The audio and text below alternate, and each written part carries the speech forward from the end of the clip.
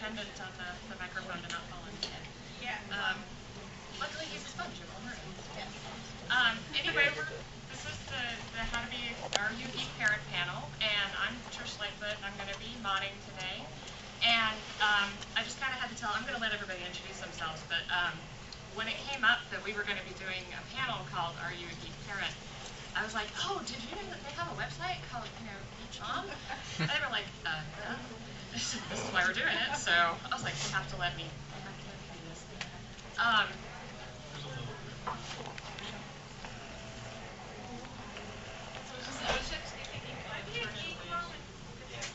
Yeah, please do. I would move that one out away from Yeah, we had it a little closer because we originally had a screen set up in here, but of course we had mask doors, so we'll keep playing. In the back, has it gotten any better?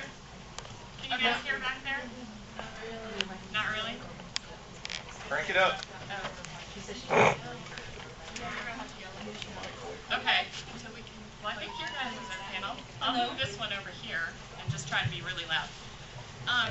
So anyway, I'm going to go ahead and let our guests introduce themselves. Hi, I'm Patricia Wolver. I'm one of the contributors to GeekMom.com.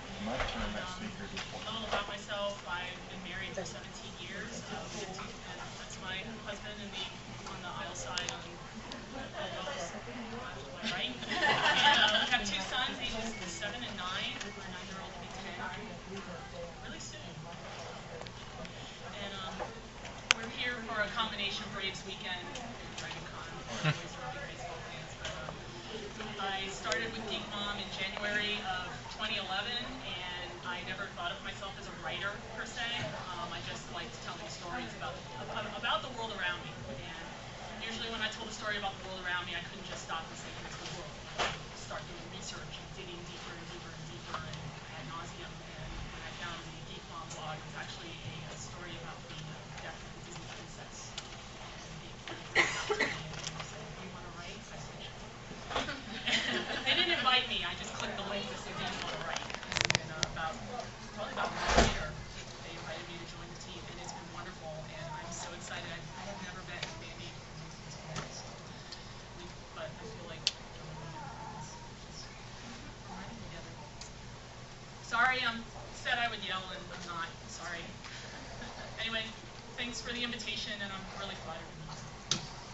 Okay. I'm going to try. Can you hear me? Yes. Okay. I'm Mandy Goretzky. I've been writing for GeekMom since, I think, about April 2011. I'm the mom of a almost 4-year-old little girl, and I've been a geek all my life. So I had been reading GeekMom for a while. I was actually surprised it hadn't been around a lot longer when I started writing. But I, like Patricia, hit the button, and they accepted me. And it's been a wild ride. This has been my 6th DragonCon, and I'm so thrilled to be on a panel this year. I'm Ruth Seeley, and GeekMom as well. I've been writing for the site almost since the beginning, and I guess since we're telling GeekMom stories, it's kind of amusing and DragonCon related how I started. Sorry. My husband picked up a woman on Twitter, and she turned out to be one of the GeekMom editors. We were planning for DragonCon that year, and he tells me, there's this girl on Twitter that I follow, and she needs a ride to DragonCon, so I told her she could ride with us. I'm like, you told a stranger she could spend 16 hours in a car with us? You're insane. And it turned out that she's Natanya Barron, she's one of the editors, and she was working on launching the site called GeekMom, and oh look, I'm a writer and I'm a geek, and well, that sounds convenient, so that's how I got started. My kids, I have a 6-year-old daughter and a 3-year-old son, lovers of Avengers and other geekery, Cthulhu dice, things like that. My name is Brian Young. I write for a website called Big Shiny Robot, and I do stuff for Huffington Post. I am not affiliated with GeekMom at all, you're sad to say, but I'm sitting here with these guys.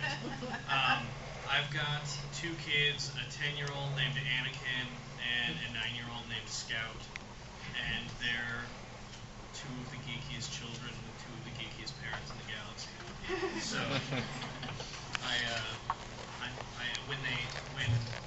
when I volunteered for this panel, I had no idea what it was going to be like, so I'll try to be good.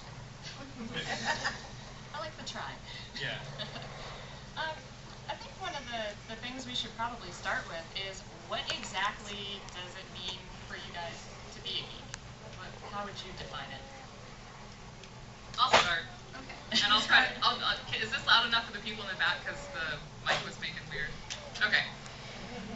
Recently, there was a Geek Dad post, and it kind of started, this guy wrote a story on CNN about the fake geek girls who were just costuming for the attention and things like that, and he got attacked.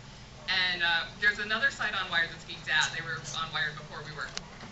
And a guy there wrote a post about how geek needs to be inclusive, and anyone who wants to call themselves a geek can be a geek, and geeks need to love everybody, and anybody can be a geek. And I'm like, you know what? No. So, those of us who are geeks as adults, and presumably geek parents are adults mostly, on the age side anyway, we're geeks as kids, and we grew up that way, and know what it's like to be excluded, and I think that's the root of wanting to be inclusive to absolutely everybody. But a lot of the other geek moms disagree with me, and that's why I kind of have some vitriol going. The geek means anything you're passionate about. If you're passionate about something, you're a geek. And I disagree with that, because everybody's passionate about something. There is something you are passionate about. That makes you geeky about nail polish. That does not make you a geek. I think geek has a definition, and it isn't, I really like nail polish.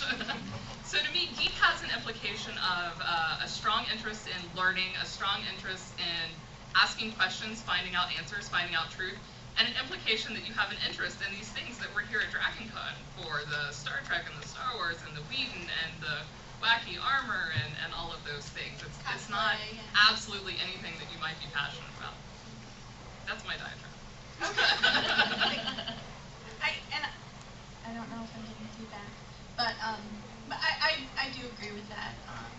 I've been a geek all my life. My dad started reading me Tolkien when I was little, and that was the end for me. So, no, the beginning. It was the beginning. Well, okay, it was the beginning for me. But being a geek, growing up was hard. I got bullied a lot, and I think it's a lot easier now for some people to be geek, because geek, in some ways, is the new cool.